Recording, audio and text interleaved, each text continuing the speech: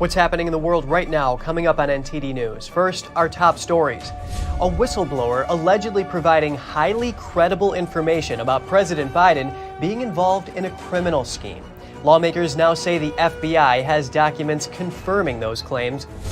A Democratic memo is levying some tough charges against Representative James Comer. The brouhaha revolves around classified documents and a former assistant to President Biden. A Michigan lawmaker has come under fire. She allegedly signed a hush deal helping a tech company backed by the Chinese Communist Party.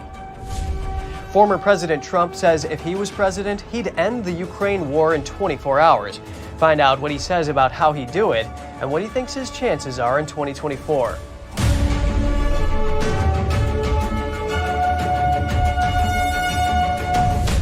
Welcome to NTD News Today. I'm Kevin Hogan. We start with some breaking news today. 4 members of the Proud Boys have been convicted for their roles in the January 6th breach of the U.S. Capitol. Jurors found Enrique Tarrio, Ethan Nordine, Joe Biggs, and Zachary Reel guilty of seditious conspiracy, which carries a prison sentence of up to 20 years.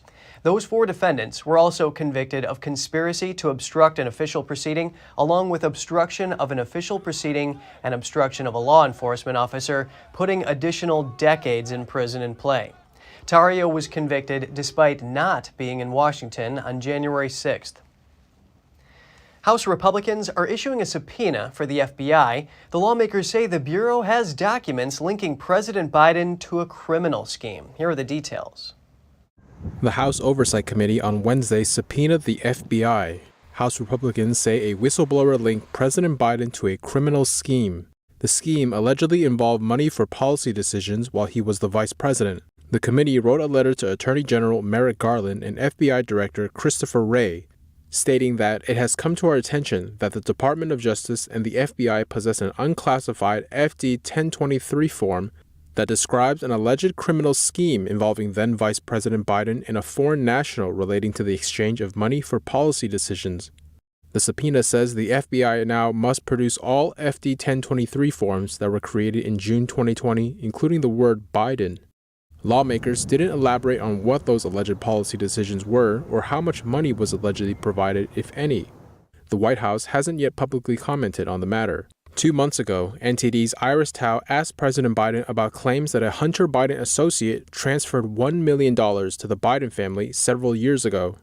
Republicans had alleged that money was wired to the family associate via a Chinese state-run company. Any reaction to House GOP's new memo about your family dealings, sir? Yes, you're revealing that Hunter Biden's business associate sent over $1 million to 3 of your family members. Any reaction to that report? In Wednesday's letter, lawmakers say the document they're seeking includes a precise description of how the alleged criminal scheme was employed, as well as its purpose. The FBI told the Epoch Times that it received the subpoena but has no additional comment. Racism, xenophobia, distortion of the truth. A Democratic memo makes some weighty allegations against Representative James Comer. It all centers on classified documents and President Biden's former executive assistant, Kathy Chung. NTD's Daniel Monahan has the details of the memo and what both sides have to say about it. The May 3rd Democratic memo alleges that House Oversight Chair James Comer distorted comments from an interview last month on classified documents with former Biden executive assistant Kathy Chung. The memo points out that Chung served as assistant to the vice president during the final 4 years of the Obama-Biden administration. But on Fox News, Comer said, we know from text messages and emails she got the job to help with the Biden family in moving documents at the recommendation of Hunter Biden. Chung's attorney wrote Comer reminding him that Chung was hired as an assistant to the vice president responsible for office affairs and not for the purpose of helping with moving documents. The memo says Republican committee staff admitted that Comer misspoke during the interview, but failed to offer an apology on his behalf. The memo from Representative Jamie Raskin also says that the interview shows that Chung did not identify any classified documents in the materials she handled. Chung says she didn't think any classified documents were in the boxes she packed at the end of Biden's stint as vice president, but that she didn't double-check that fact. Raskin asserts that Comer spread baseless xenophobic and racist conspiracy theories about Chung. He cited comments Comer made during media interviews. Comer told Newsmax's Jen Pellegrino that the Oversight Committee was investigating Chung's possible ties to the CCP. He made similar comments on Fox News, saying his committee was looking into any connections linking Chung with the CCP. A House Oversight Committee spokesperson responded to the memo saying, "Once again, Ranking Member Raskin is playing defense lawyer for President Biden instead of engaging in oversight of this administration. While the Democrats attempt to distract from the facts, the committee will keep pressing forward with this investigation." Daniel Monahan, NTD News. The National Republican Senatorial Committee released a new ad blasting Michigan lawmaker Elissa Slotkin. The Congresswoman was found to have signed a hush agreement linked to a Beijing-backed battery company and to have helped keep the project out of the public eye. Here's more. Can we trust a politician who makes secret business deals with companies backed by the Chinese Communist Party? Of course not. But that's what Elissa Slotkin did. The ad accuses Congresswoman Elissa Slotkin of covering up deals with Communist China. The company in question is called Goshen, a subsidiary of Goshen High Tech. It's based in Shenzhen, China's southern metropolis. Last year, Goshen proposed setting up a $2.4 billion electric vehicle battery plant in Grand Rapids, Michigan. A spokesperson confirmed new details to Fox News in April that Slotkin signed a non-disclosure agreement over closed-door discussions about the Goshen project. Those talks, in Slotkin's words, aim to understand the project's impact and if there were ways to help from the federal level. At the same time, the Goshen plant has been facing intense scrutiny for its direct ties to Beijing. The company's bylaws require it to carry out Communist Party activities in accordance with the Constitution of the Communist Party of China. In a March interview with Tucker Carlson tonight, former candidate for Michigan Governor Tudor Dixon shared her concerns. It clearly states it has to be the Chinese Communist Party setting up in the middle of the country. So you have a lot of opportunity to spy on the United States if you're right in the center of the country, and they're writing, clearly stating that they are spying on the United States. Joseph Sella, former U.S. ambassador to Fiji, noted Slotkin's background as a former CIA analyst and Defense Department official. He told Fox News that Slotkin knew state officials were warned not to sign deals with companies linked to Beijing. She knows well the grave national security threat that the PRC presents to the CCP, and it's unconscionable that she would even begin to think about signing a binding and punitive non-disclosure agreement with the state of Michigan in order to bring a PRC-based and a CCP-tied manufacturer to the heartland of Michigan. Sella described the agreement with China as subnational incursion. They're a national security threat, and it's a toe in the door for future espionage operations to happen, as we've seen in the last couple of weeks with the 6 police stations that were found and the 40 police agents of the PRC and the CCP that were arrested in New York. Slotkin's office declined to comment further on the non-disclosure deal. Meanwhile, Michigan Governor Gretchen Whitmer has pushed for $715 million in incentives for the Goshen proposal. That plan includes $175 million in taxpayer funds, greenlit by a Michigan Senate committee last month, plus a 30-year tax break estimated at $540 million. The funding is part of the Biden administration's efforts to bring electric vehicle production back to America. And Goshen isn't the only beneficiary in Michigan. Ford is also partnering with Chinese battery maker CATL to build another battery factory in the state. That project is on track to get nearly $1 billion under the Inflation Reduction Act, since the plant will be owned by a U.S. company. Altogether, the 2 battery plants will garner close to $2 billion in subsidies from the state of Michigan. Peter Hoekstra, former U.S. ambassador to the Netherlands, sounded a warning about the proposals. He said the U.S. is enriching China's battery industry at the expense of opportunities for American companies and for companies in allied nations. I think there are lots of people in America. There are lots of people and companies in countries that are allied with us, whether it's in Europe, whether it's Korea or Japan or Australia, that are more than willing to put together proposals to take advantage of that $1 to $2 billion. Hoekstra cautioned that Chinese companies could take advantage of loopholes in the Inflation Reduction Act. Ford said, well, we're not partnering with them. We're just licensing their technology. That's to get around trying to get around the rules and find a loophole that allows them to become eligible today. Hoekstra formed the Michigan-China Economic and Security Review Group to look into Chinese investment in the U.S. The panel suspects that hush deals involving Goshen might violate the Foreign Agents Registration Act. The rule requires certain disclosures of foreign-linked entities. The panel has asked the DOJ to investigate. From politics to the job market, worries of AI replacing jobs in the entertainment industry. Thousands of screenwriters fear their livelihoods are now on an uncertain path. Protests against AI have started. Are their jobs really at risk? To learn more, we go to Business News with Don Ma. All right, thanks, Kevin. Screenwriters now are worried about AI taking over their jobs. More than 11,000 film and TV writers went out on strike this week, actually. The Writers Guild of America is leading the protest. And here to talk to me about AI's potential to replace certain jobs is Alexander de Ritter, co-founder of Inc. So, I've used programs like ChatGPT, and it does seem to me that writers potentially could be at some risk of being replaced. Now, correct me if I'm wrong. Yes, that's right. However, the GPT that consumers are mostly familiar with does not really represent that big of a threat at this point. The version that is currently in alpha testing and has more limited access, well, that version provides much larger context length. And context length is where it's really all about. So, for example, if you would ask it to create a new episode of Friends, the GPT model may have encountered what Friends is, may have read a few scripts.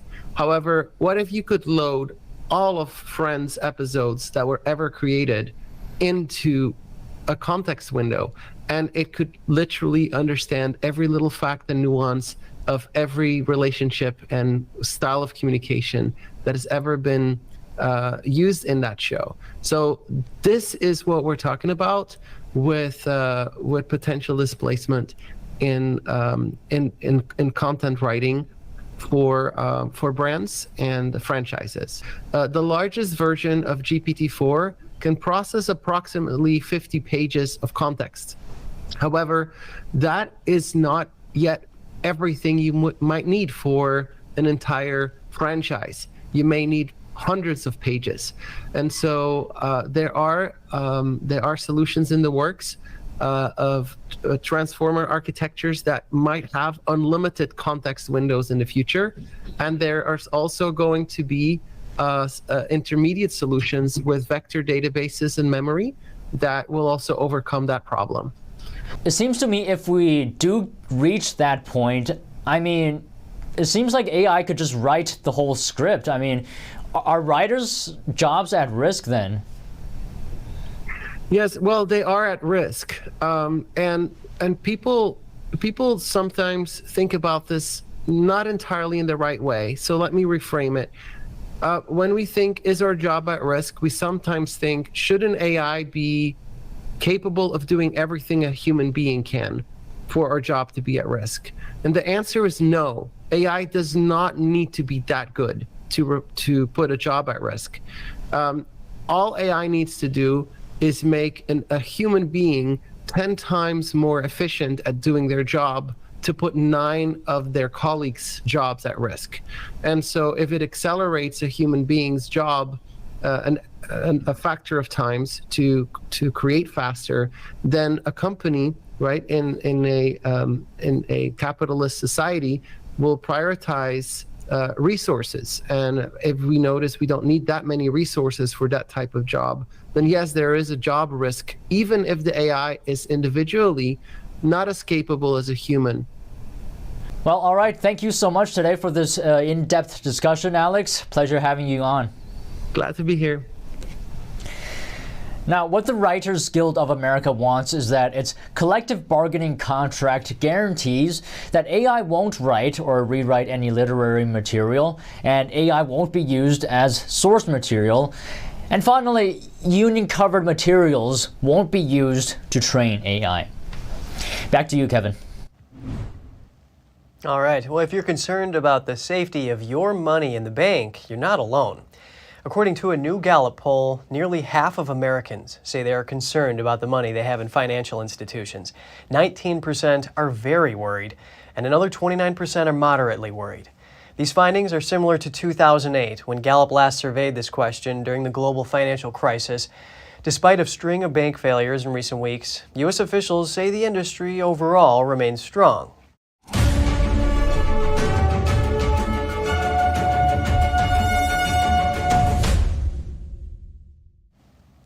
Next, we look at state and federal actions in response to the influx of illegal immigrants coming into the U.S. The Texas governor is taking matters into his own hands again, and Title 42 is coming to an end with differing views on the policy. Earlier, I spoke with an immigration expert to learn more. Have a listen.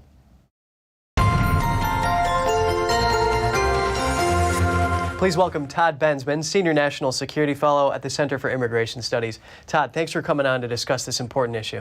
Great to be here. I want to talk about Texas Governor Greg Abbott's tedious safety inspections for these trucks on the bridge from Matamoros into Brownsville. This is controversial, but it follows Tamaulipas authorities allowing tens of thousands of migrants to cross the Rio Grande into the United States. It's hurting Texas and Mexican businesses. It's spoiled products. Even there have been blockades for Mexican truck drivers on the other side in the past. Is there a way for Governor Abbott to stem this immigration surge in a way that carries less political risk? Not really when it comes to immigration, to human beings coming over the border. The governor just doesn't have the legal standing to round them up and do anything with them at all. So what he's doing with the bridges is sort of a out-of-the-box way of pressuring the Mexican governments to do it, to do what maybe what the Biden administration ought to be doing. You know, it wasn't that long ago that the Trump administration used the threat of economic pain to have them stop immigrants at their southern border. They deployed National Guard troops. They did a variety of things. It worked fairly well. I want to talk about Title 42. Many are expecting its end to be the beginning of a major immigration policy shift. The GOP says it's an effective border control measure, and they want to codify it to law. Progressives are saying that it blocks migrants from seeking asylum. Now, Democratic Congressman Henry Cuellar, he says it's ineffective as deportees can just come right back in, whereas under Title 8, there could be up to a 20-year ban after they've been deported. Biden says we're going to go back to Title 8. What do you make of all this? Well, the replacement for Title 42 is Title 8 expedited removal. The problem with expedited removal, using it the way they say they're going to use it, is that they have punched it full of loopholes. So when you come to the border and you are placed in expedited removal proceedings, which is what's supposed to happen, all you have to do is say, I declare asylum, and you put that whole thing on ice. Now, they're saying that they're going to surge asylum officers to do fast-track reviews of claims. But the problem is that when they get declined, they can appeal. These are rebuttable, and that then starts the clock ticking. And when you have tens of thousands of people who all have clocks ticking and just so much bed space, you have to release them. And I think the immigrants and the immigrant advocates and their champions are counting on that to force the administration to just abandon the whole process as people would just flood in. The other thing is that the new system entirely exempts unaccompanied minors. When we saw the administration exempt unaccompanied minors from Title 42, 350,000 came in, the most ever in history by far. That flow of unaccompanied minors will continue. And one other thing, the new policy says it will respect the Flores settlement. That is a massive loophole.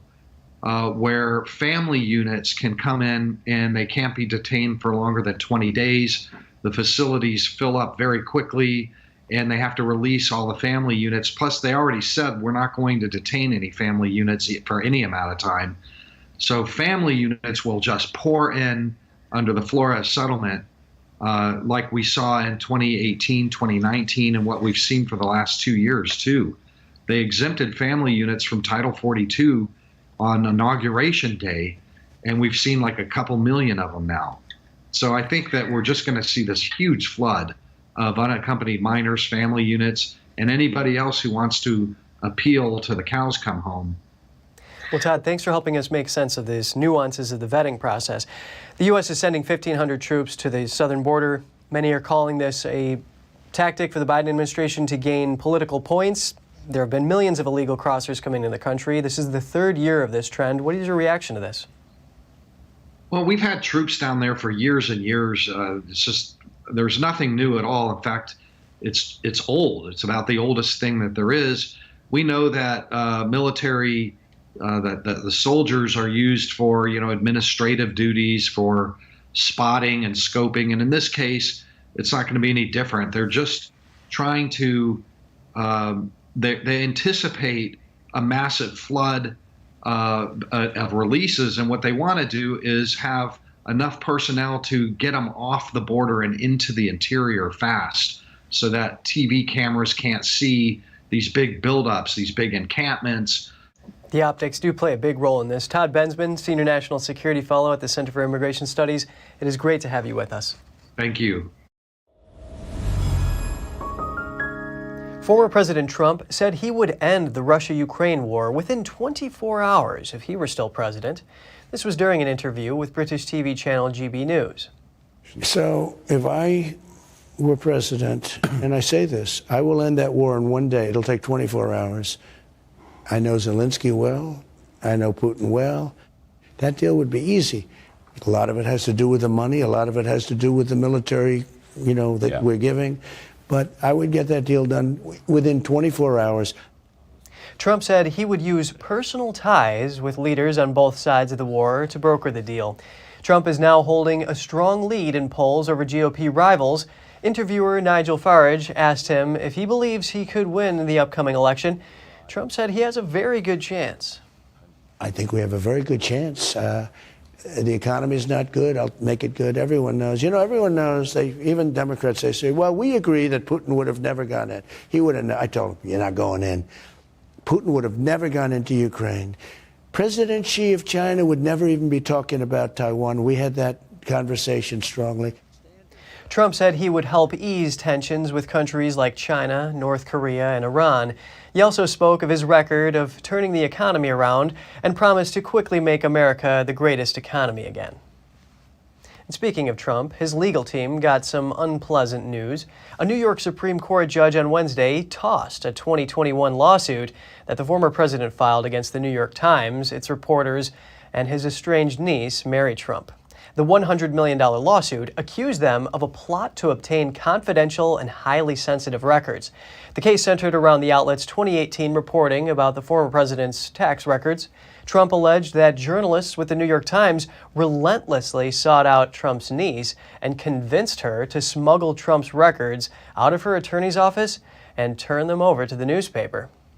A New York judge is set to hear arguments about a protective order in former President Trump's criminal case today. This is the first hearing since Trump pleaded not guilty to falsifying business records with the intent to conceal a hush money payment. The hearing is about whether to restrict what Trump can say about the case publicly. His attorneys argue that as a 2024 presidential candidate, Trump should have the ability to defend himself against the charges while campaigning. This is the first of several pre-trial steps in the case. The official trial is not expected to start until next year. A new bill would give Texas the option to rerun elections in the state's most populous county if a ballot paper shortage occurs. The bill would give the Texas Secretary of State the authority to order a new election if 2% or more of the polling places in Harris County run out of ballots for more than an hour after calling for a restock. Harris County was the target of a 2-month audit following problems that occurred during the 2022 midterm elections.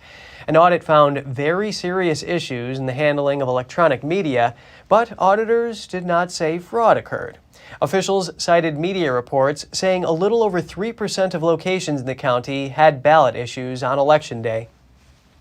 Florida lawmakers yesterday passed a bill to prohibit people from using public restrooms that don't align with their birth gender. The bill, known as the Safety in Private Spaces Act, passed both the State House and Senate. Specifically, anyone 18 or older who uses public restrooms or changing facilities of the other sex could be charged with a second-degree misdemeanor. This includes locker rooms or shower rooms. It only applies to government buildings and schools, colleges, and detention centers. The bill says this is to maintain public safety, decency, and decorum. It does include exceptions for chaperoning a child, an elderly person, or an individual with a disability, as well as for medical assistance, maintenance, and inspections. It also does not ban unisex restrooms, which either gender could still use. The transgender child of Democrat Catherine Clark, minority whip in the House of Representatives, is sentenced to 1 year of probation. That's after pleading not guilty to the charges. Boston police identified Jared Dowell, who now goes by Riley Dowell, for involvement in a violent protest in January and allegedly spray painting a monument and assaulting a police officer. Dowell was ultimately charged with assault and battery on a police officer, vandalizing property, vandalizing a historic marker monument, and resisting arrest. According to local news, Dowell must also write a letter of apology to the officer who was reportedly assaulted. And coming up, Secretary of State Antony Blinken says he is hopeful he can visit China this year. He canceled an earlier trip over the Chinese spy balloon incident. And NATO plans an unprecedented move with the aim of countering the Chinese communist regime. We'll have the details soon for you when we come back.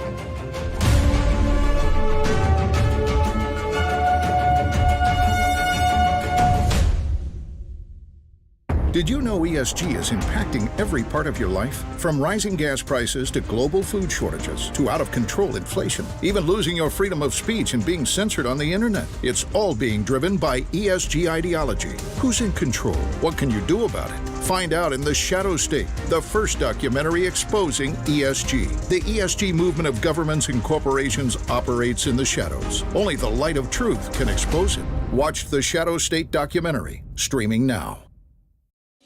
Have you ever considered getting a walk-in tub? Well, look no further. SafeStep's best offer just got better. When you purchase your brand new SafeStep walk-in tub, you'll receive a free shower package. Yes, a free shower package. And if you call today, you'll also receive $1,600 off. Call now to receive a free shower package plus $1,600 off with the purchase of your brand new SafeStep walk-in tub.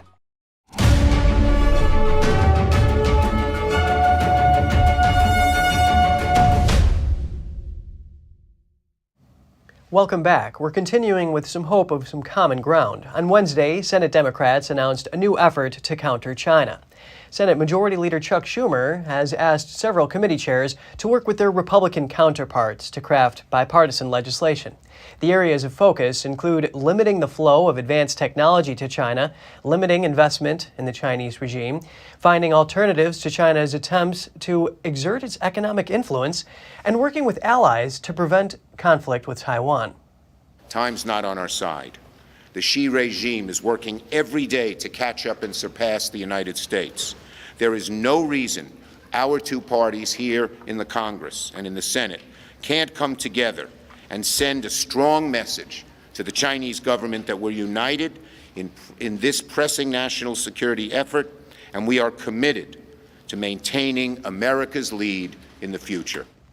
In the last 2 years, the Senate has come together to pass 2 bills aimed at chipping away at China's economic influence, including the CHIPS Act, which invested in semiconductor chip manufacturing in the U.S.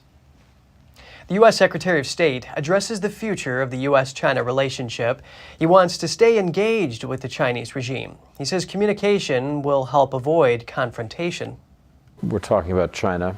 You had a trip that was scheduled to China that you postponed because of the Chinese spy balloon.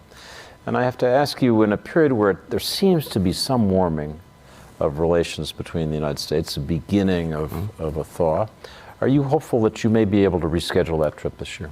I am, and I think it's important, as President Biden laid out in Bali when he was with President Xi at the end of last year, that we reestablish regular lines of communication at all levels and across our government. We're in a competition with China, there's no secret about that, but we have a strong interest in trying to make sure that that competition doesn't veer into conflict. Blinken canceled the planned trip in February. He said he would pursue a visit to China when the conditions are right. He also added that the goal is not to contain China or engage in a new Cold War. In April, the Financial Times reported that it was the Chinese regime that refused to let Blinken reschedule his Beijing trip. The regime was concerned the FBI would release the results of an investigation into the downed spy balloon and wasn't sure what President Biden would do with the information. The article said the information came from 4 unnamed sources. NATO could be planning to open an office in the Asia-Pacific region. It would be an unprecedented move for the military alliance as it looks at more threats to global stability. The alliance will reportedly open a one-person liaison office in Tokyo. Its purpose is to counter the threat of China's communist regime. Nikkei Asia reported that the regional office would allow NATO to conduct consultations with key Asia-Pacific partners, Australia, New Zealand, Japan, and South Korea, and act as a point of contact with other nations in the region. Leaders of the 4 Asia-Pacific partner countries were invited to NATO's Leaders Summit for the first time last year and are again expected to attend this year's event. NATO's 2022 strategy document also highlighted the threat of the Chinese Communist regime as a priority for the first time. The 2023 World Freedom Press Index has seen China drop down to the second lowest ranking, just one above North Korea. The Chinese regime conducts a far-reaching campaign of repression against journalists in China and prevents free access to information. But recent years have seen it export its system to other countries. More on this from NTD's Malcolm Hudson. China has dropped down to one of the lowest World Freedom Press Index rankings, coming second only to North Korea.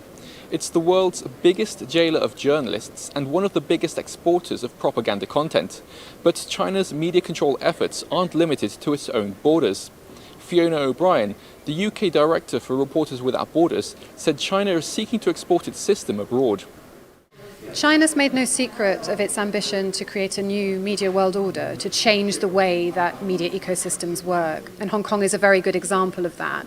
What China has done in Hong Kong is to rip up the British-Sino Treaty that was arranged in the 1980s pre-handover, and in complete disregard for that, to trample on its obligations to press freedom. Its laws are extraordinarily restrictive, and its ambition is to export the model that it currently uses in China to other territories, including Hong Kong. Since Beijing introduced the national security law in mid-2020, the situation in Hong Kong has declined dramatically. The law means authorities can punish people for vaguely defined crimes, for things such as subversion, terrorism, and collusion with foreign forces. But Beijing has the power to decide how the law is interpreted. Editor for BBC News Chinese, Howard Jiang, said a Chinese official called the law a hanging sword. When the Chinese government pushed out the national security law, one of the officials did say, we're not going to use it every day, but it will be like a hanging sword over your head. And if you offend, you'll be punished by the full force of the law. He said that over the last 5 years, and in regards to press freedom, Hong Kong has gone from relatively free to strictly controlled. Business news and non-political news still has some freedom. But anything that's politically sensitive, and I would say self-censorship is becoming a new norm. Most journalists would know what not to say, almost becoming as sensitive as mainland colleagues. And that's the direct impression I have every time I visit Hong Kong now. During the 2019 Hong Kong protests, hundreds of journalists were detained, indicted, and were victims of police violence.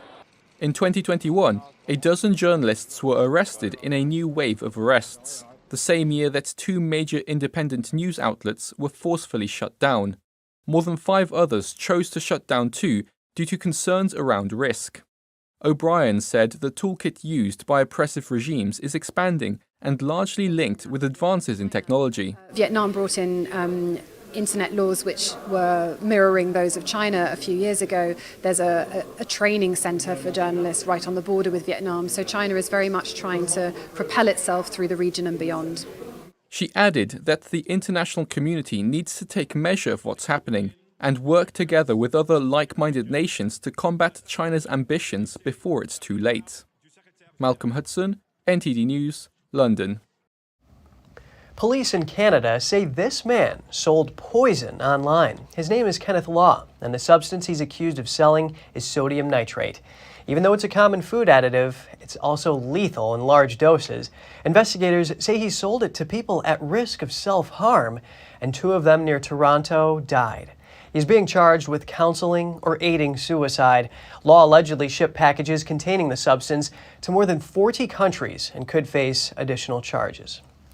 From North America to Asia, the military government in Burma, also known as Myanmar, freed over 2,000 prisoners yesterday, among them a journalist and political detainees. Here's the story. Video from state television MRTV showed dozens of people leaving prisons. Among them, according to activists and media, a journalist and numerous political detainees. Since overthrowing an elected government in 2021, Myanmar's military has detained at least 17,000 opponents, according to the Assistance Association for Political Prisoners, the AAPP. They say about 3,500 have been killed by security forces. MRTV said the prisoners convicted of incitement were pardoned to mark a Buddhist holiday and were warned against reoffending. The AAPP say many of those released were already close to finishing their sentences. The military says it is fighting, quote, terrorists, but many of the junta's opponents were charged under a law prohibiting incitement, the definition of which has been expanded and used against people urging civil servants to go on strike. Among the most prominent political prisoners is ousted leader Aung San Suu Kyi, who is serving 33 years in prison for a multitude of offenses she says were trumped up. Staying here, a missing camera recorded the final moments of Japanese reporter Kenji Nagai. He was killed 15 years ago in Burma while covering an anti-government protest. His family released the unseen footage to the public.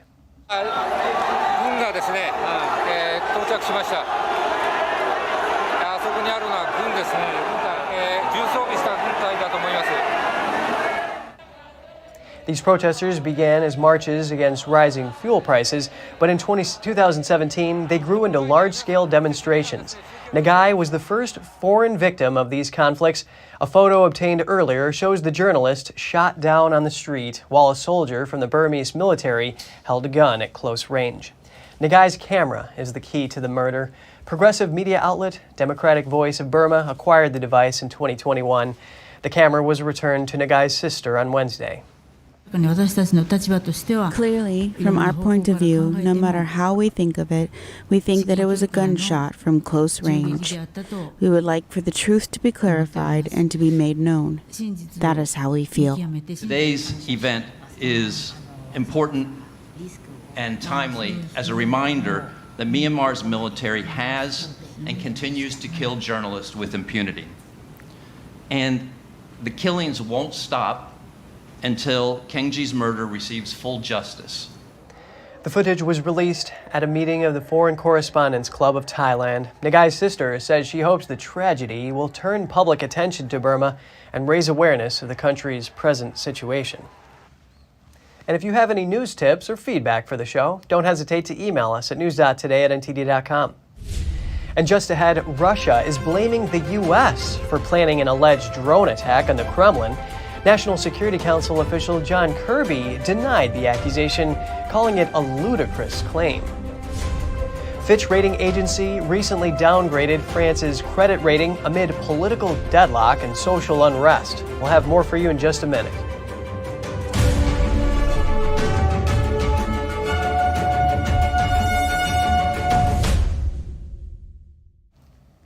Moscow is now claiming that the U.S. was behind an alleged drone attack on the Kremlin. Kremlin spokesman Dmitry Peskov raised the allegation at a press briefing. He said Washington was choosing the targets and Ukraine was simply carrying out its plan. U.S. National Security Council official John Kirby rejected the allegations. I would just tell you Mr. Peskov's lying. I mean, that's obviously, it's a ludicrous claim. The United States had nothing to do with this. We don't even know exactly what happened here, Caitlin, but I can assure you the United States had no role in it whatsoever. The alleged attack took place early Wednesday morning. Footage showed 2 flying objects approaching the Kremlin. One exploded. Russia says electrical defenses countered the drones and that an investigation is still ongoing. Moscow said the attack sought to kill President Vladimir Putin, who wasn't in the Kremlin at the time. It also claimed that the U.S. often chooses the targets and means of attack for Ukraine. Russia said it reserves the right to retaliate, but didn't say what form that might take. Both the Netherlands and Belgium signaled strong support for Ukraine. The leaders of the 2 countries spoke during a news conference with Ukrainian President Volodymyr Zelensky at The Hague.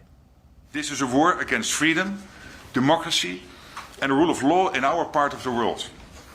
That's why we stand with the Ukrainian people and why you can count on our unwavering support. It is now our turn to help Ukraine to get rid once again of a cruel and an illegal occupation, kind of occupation that our countries have endured during the Second World War as well. Dutch Prime Minister Mark Rutte says Russia cannot win the war in Ukraine. He added that Russia must be held accountable for what he said were crimes of aggression and other war crimes, while Belgian Prime Minister Alexander De Croo said the country is preparing a new package of military aid for Ukraine. Russia has stepped up attacks as Ukraine prepares for a counteroffensive to try to retake Russian-occupied land in the south and east. Russian shelling in the frontline southern region of Kherson killed at least 23 civilians yesterday. The U.S. government is using more taxpayer money to help Ukraine. The latest funds transfer amounts to $300 million for security and defense. The Department of Defense will send the country various weapons and ammunition. The new aid marks the Biden administration's 37th drawdown of equipment from Pentagon stocks. It brings total U.S. military aid to Ukraine to roughly $36 billion. Last month, GOP lawmakers raised concerns that U.S. aid to Ukraine risks further escalating the war and risks U.S. safety. They noted the U.S. is the war's largest financier in a letter to President Biden. Rating agency Fitch recently downgraded France's credit rating, citing political deadlock and social unrest. The French government said it will push ahead with reforms as it struggles to rein in high levels of debt. NTD's France correspondent David Vives has the story.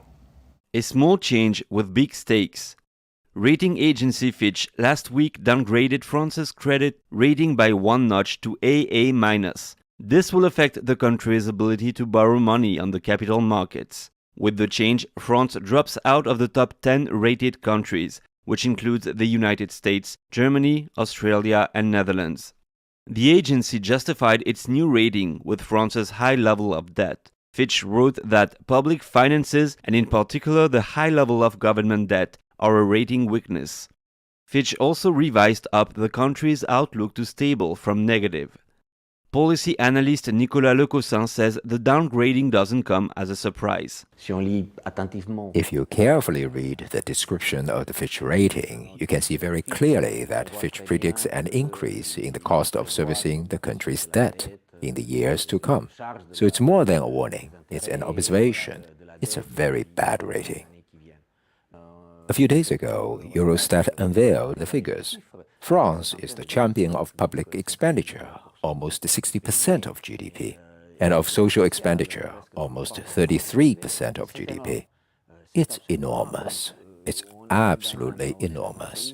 France is really at the top of the list of countries that spend the most. It's the world champion. Lecossin says the main reason for such a high level of public spending is the number of state employees. The public employees' payroll is constantly increasing. It never goes down. We have many more civil servants than other countries. You must realize that in France, there are practically 7 million people who live off public money. So officially, there are 5 million or so civil servants. So the state is getting into debt as it goes along. It's not just COVID. It's a spiral of debt that has not been stopped. The downgrading comes as a new blow to President Macron's government. While the government stuck to its pension reform, the agency notes that political deadlock and social movements pose a risk to Macron's reform agenda. It could also create pressure for a more expansionary fiscal policy or a reversal of previous reforms. Le Cossin says the violence at some protests seemed disproportionate with the content of the pension reform itself. In other countries, people work until they are 67 or even 69. And here, we have just a small reform. We do not even introduce a capital-backed system, which exists in other countries. So if there is so much opposition to this small reform, then what will happen if Macron decides to reduce the number of civil servants? Other rating agencies such as Moody's haven't published new ratings yet on the country. David Vives, NTD News, Paris. Coming up, on the edge of the Sahara Desert, the annual Nomads Festival keeps nomadic traditions alive. Over 3 days, the event welcomes local and international artists. And filmmakers in Kazakhstan try to keep a 3,000-year-old pastime alive. The activity helps students develop balance, accuracy, and coordination. Stay tuned for more on that in just a minute.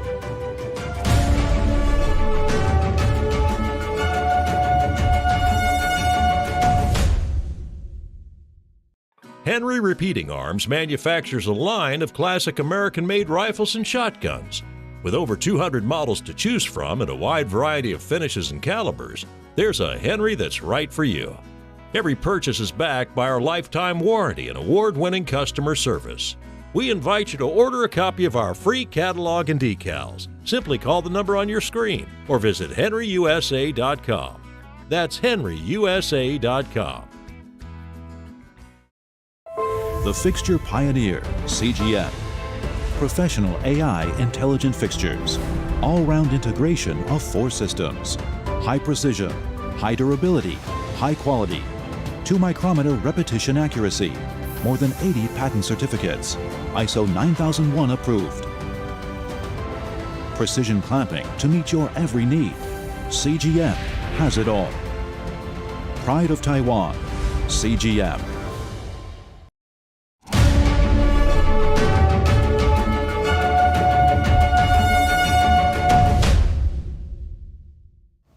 Good to have you back. On a lighter note for you, in Southeast Europe, workers on a solar energy farm are turning lawn mowing green. Instead of mowing machines, they're letting sheep munch on the grass around solar panels. In a small town in eastern Kosovo, a solar farm has more than 12,000 photovoltaic panels installed. A shepherd said the workers there realized it was hard to mow the fields around the panels, so they asked for his help. Now, more than 100 sheep and a few goats graze there twice a week. The sheep eat all kind of grass here, good or bad grass. They clean everything. We are all benefiting, me and them, solar farms owners. Kosovo has the 5th largest global reserves of lignite coal. Over 90% of its electricity comes from coal, with the rest from renewable sources. The country aims to phase out coal by 2050. On the edge of the Sahara Desert, the annual Nomads Festival celebrates traditions in nomadic life. NTD's Andrew Thomas has the details on the event in Morocco. Over 3 days, the Nomads Festival welcomed local and international artists. The event featured several local traditions. This festival came back this year with a rich program of activities, such as exhibitions and activities all linked to nomadic life, such as the camel race and preparing then cooking bread loaves in the sand. Over centuries, camels have played an essential role in the daily life of the nomads. On top of providing meat and milk, the animals were also perfect for travel. It's thanks to camels that the Arab and Islamic culture was spread over the Sahara, from Essaouira to Cairo, and Tangier to Timbuktu. For me, the role of the camel is endless. The camel keeps the nomad's heritage alive. Since the year 2000, it was made an intangible heritage by the UNESCO. Storytelling is another important part of nomadic culture in Morocco. 3 storytellers from Mali, France, and Morocco captivated audiences with their tales. Nomads and the Moroccan society in general based the education of their families and children on storytelling. At night, the grandma used to gather her family to tell them stories she learned herself from her mother and grandmother. She would tell them stories full of strong messages. The festival also features international and Moroccan musicians. This year, an exiled nomadic artist from Mali performed. Another artist from Lebanon sang during the festival back in 2014. Moved by her first experience, this year she composed and sang a tribute to the festival itself. From my first visit here, I still remember all the beauty and hospitality of these people and the love for the simple things and love of life. This region is sending a message to the entire world in spite of globalization. Both artists and visitors at the Nomads Festival hope to preserve these traditions. Andrew Thomas, NTD News. Some more interesting stories. A popular children's game in Kazakhstan is believed to have originated 3,000 years ago. Now filmmakers are hoping to revive the activity. NTD's Andrew Thomas has more for us. The Osik game is an ancient tradition in Kazakhstan. The rules of the game are simple. Players need to knock out one or several pieces out of the circle using their own Osik. Today, a group hopes to revive the outdoor activity with a film about the game. Osik Maniacs is due to come out this fall. It's part of our culture, part of our tradition. Not part, that's the wrong word. It's even the foundation, the basis from which everything begins, even when we, as children, when we do not understand anything. The Osik game is part of the school curriculum in Kazakhstan. Playing helps develop balance, accuracy, coordination, and motor skills. Through ASICs, dexterity, accuracy, stamina, and a sense of distance is developed. This all transfers into bow and arrow skills. When we get older, we get used to mounting horses at the age of 5 or 6, and this all fits together when becoming a kokpar, a real warrior. The game was banned in Soviet times, but now the Federation of Osaka II promotes it. In 2011, the rules were officially approved. Championships have been held in the Central Asian country since 2015. There are international competitions too. The game of ASICs is a national sport, since now there are uniform rules that have been created by the ASIC-A2 Federation in Kazakhstan, who have determined uniform rules. For example, in the 4th, 5th, and 6th grade, the diameter of the circle should be 4 meters. The distance from where they hit is 4 meters. Osiks were traditionally made of bone and marked with family symbols. For screenwriter Yurkin Gubashev, it's a game of nostalgia. The most important Osik is the one that's thrown. It's called Saka, or beat. They are bigger than the others and colored bright. Whoever had the oldest beat was the coolest.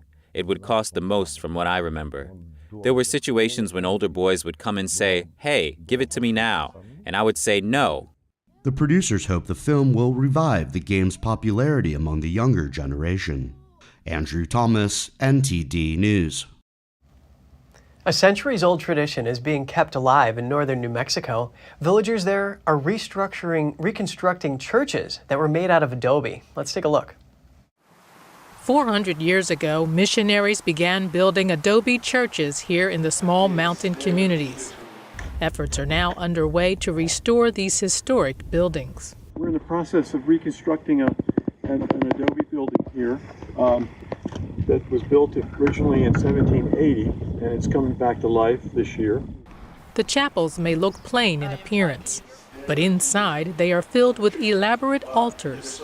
These villages are usually far from centers of religious and secular power, so locals set up their own church keepers, called mayordomos. The adobe consists of sand, dirt, and straw, and water. We use the dirt from here, and from there we just went with our mixture. It was trial and error pretty much. Today, these unique adobe churches are under threat. As populations decline, congregations shrink, and traditions are lost. Descendants of mayordomos are at the forefront of the preservation effort. This dirt all came out of that building. Everything had collapsed in there. So we brought all that dirt out here, including the old adobes. And so we're going to reconstitute it, put it back together. There are still about 500 Catholic mission churches in northern New Mexico. Groups like the Archdiocese's Catholic Foundation are also reaching out to protect them. Did you know it's National Day of Prayer? The U.S. Congress designated this day in 1952, asking people to turn to God in prayer and meditation. The National Day of Prayer is now held annually the first Thursday in May. The President signs a proclamation each year encouraging all Americans to pray on this day. Out of respect for different faiths, the day can be observed in various ways, but all are encouraged to take some time for spiritual reflection. That's all for today's program. We're really glad to have you with us. Please send us an email if you'd like to tell us something. We're going to put it on screen. For podcasters, that's news.today@ntd.com. I'm Kevin Hogan, NTD News, New York City.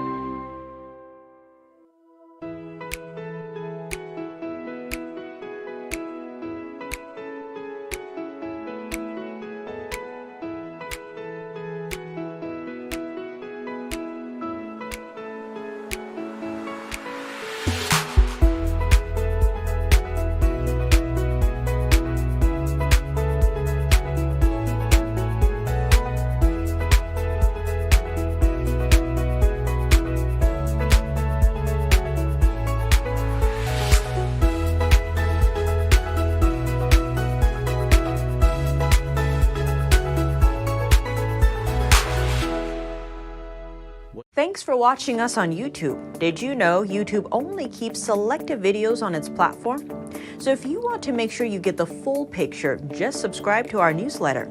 Go to newsletter.ntd.com and sign up. It's free.